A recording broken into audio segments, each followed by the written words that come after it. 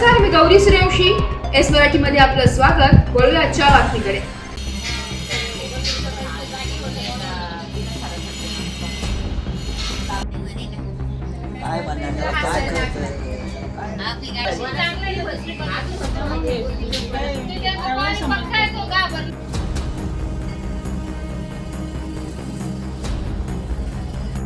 नाशिकच्या मनमाडमध्ये अज्ञात माथे फिरूने जायला 5 ते 6 दुचाकी. अज्ञात माथे फिरू व्यक्ती विरुद्ध गुन्हा दाखल. मनमाड विवेकानंद नगर शिक्षक कॉलनी येथे मध्यरात्री घडलेला प्रकार. मनमाड शहरातील विवेकानंद नगर भागातील शिक्षक कॉलनी येथे काल मध्यरात्री अज्ञात माथे फिरू व्यक्तीने 5 ते 6 दुचाकी जाळल्याने या परिसरामध्ये राहणाऱ्या नागरिकांमध्ये एकच घबराटीचे वातावरण निर्माण झाले आहे.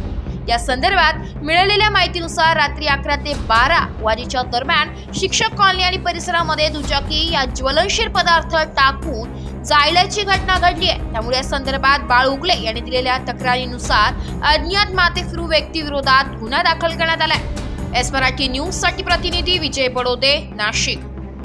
मनमाड. अशाच नवीन ताज्या घडामोडी जाणून घेण्यासाठी आमच्या एस मराठी न्यूज चॅनलला लाईक करा, शेअर करा, सबस्क्राईब करा आणि बेल आयकॉनला क्लिक करायला विसरू नका.